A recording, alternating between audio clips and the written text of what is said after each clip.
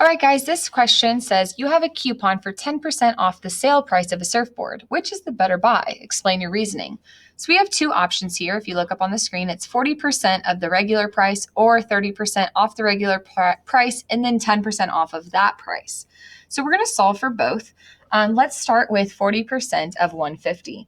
We're going to set this up exactly how we would set up our other problems. Like so, is over of equals percent over 100, or part over whole equals percent over 100, whatever you choose to look at it as. And I see that the percent is 40, so I put that above my 100. And then I have of 150. So I already know the 150 is going on the bottom since it's attached to the word of. But I also know that I'm finding a part of a whole, and I was given the whole, so I need to find the part. I'm going to cross multiply to solve because 150 doesn't go into 100. And that gives me 100x equals 150 times 40.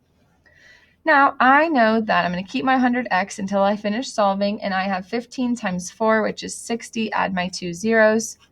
I'm going to divide by 100 because my x is attached to a 100, and that leaves me with x equals 60. So that means 40% of 150 is 60, but that just tells me what the discount is. I need to figure out what the sale price is. So that's going to be the original price minus the sale, and that will leave me with $90. So it would be $90 if we did the 40% off route. Let's look at the next one. 30% of 150, we're going to do the exact same thing, just with different numbers. I'm going to put my 30 here. I know my 150 is my whole, and I need to find the part. I'm going to cross multiply again. And I get 100x equals 150 times 30. I know that 15 times 3 is 45, and have my 2 zeros. And then when I divide by 100, I can cross out these zeros, I'm left with x equals 45. So that means the discount would be $45. Now remember, we still have to figure out what the actual sale price would be. So I already have my 45 here. Now what I'm going to do is I'm going to take 150 and I'm going to subtract 45. And we know we're going to get $105. So far, this one's looking a little bit better, but remember, we're still going to take 10% off of this. So I'm going to take this and roll around to the bottom, and we're going to find 10% of that sale price. So 10% of 105. I need to find 10% off, and I know my whole is 105. I'm going to find out what my new discount will be, and I'm going to cross multiply.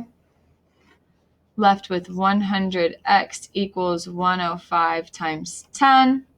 I have 100x equals, we know this is going to be 105, 0.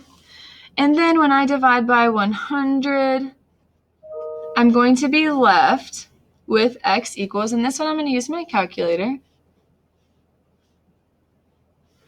$10.50, okay? So 10% of that sale price is, and that's going to be the $10.50. So after using the coupon, the sale price is what? Well, we started at 105. Sorry, I'm going to have to write way over here, right? And then we have to subtract our $10.50. And when I do that, I have 105 minus $10.50.